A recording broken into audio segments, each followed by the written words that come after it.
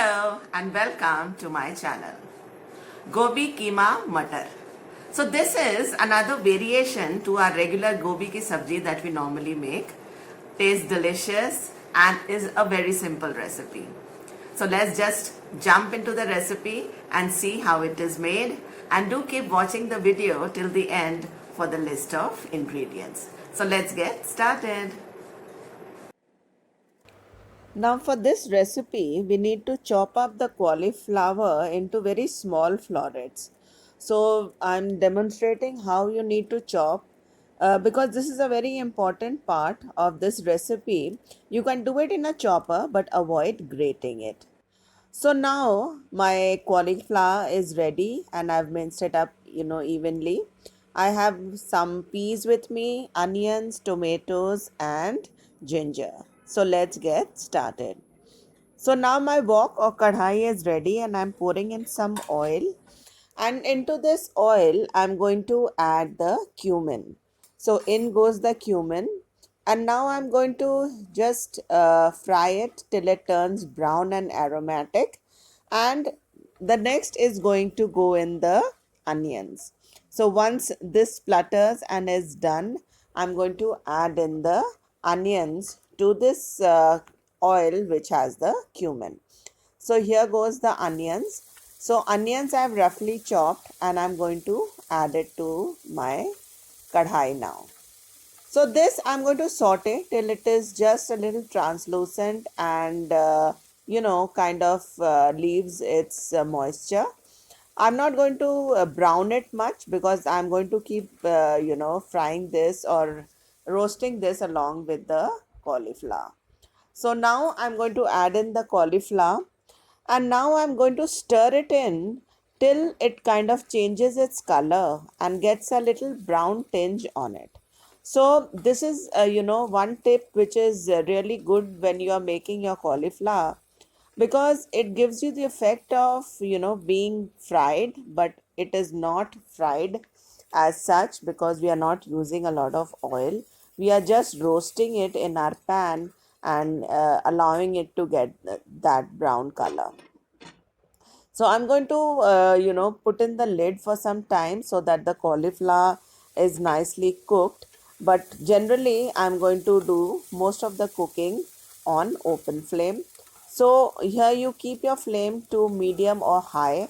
So I prefer keeping it on high because it gives a nice color to it and it cooks evenly. So now I've just added my peas also, so that the peas also get roasted along with the cauliflower and it also gets cooked. So again I'm covering it for 2-3 minutes so that the peas also get tender.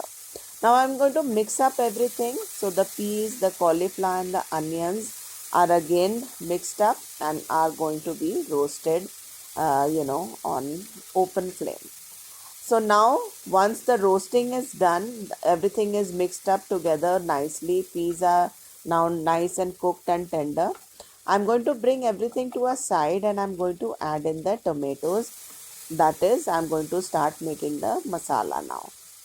So the tomatoes and the ginger go in together and I'm just going to stir it a little bit till the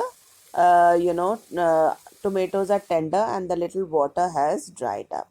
So once that is done, I'm going to start adding my masalas.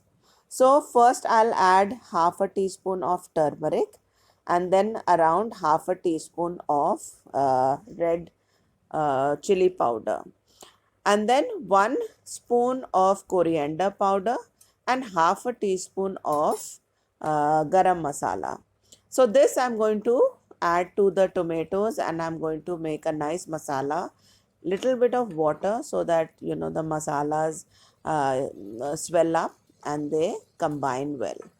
So once this is done, I'm going to fold this entire thing into the rest of the cauliflower and peas which I have nicely roasted up. So yes, the masala is getting done and it's now time to combine everything. So I'm going to combine all the ingredients together now, and yes, so this is really coming out well. the masalas are getting combined with the rest of the cauliflower and the peas and the onions. And you'll see that I have not added a lot of masalas because I want to get the original taste of the vegetable along with this masala. So here everything is going to taste, the way it should. No ingredient or no one spice is overpowering the other. So now I've added my salt in the end to taste, and now I'm just going to cover it for some time so that everything again comes in together. Little bit of water to create that extra steam, and now I'm just going to cover it and just leave it for 2 minutes so that everything comes in together and gives a nice flavor to the entire dish. So that's it. The dish is now ready. So smelling and looking yum. So the last but not the least, in will go my cumin, roasted cumin, which gives that very good flavor. So yes, there it is on my plate, and I've served it with some dal tadka and roti, and this simple yet delicious meal is ready. So that was my recipe for the gobi keema matar. So it is easy to make and really delicious. And so once in a while you can make the gobi in this manner. So more videos coming up, and do share your views on how you are liking my videos. Do keep watching. This is Sonu Gandha signing off, and yes, please do subscribe if you haven't done so far. Take care.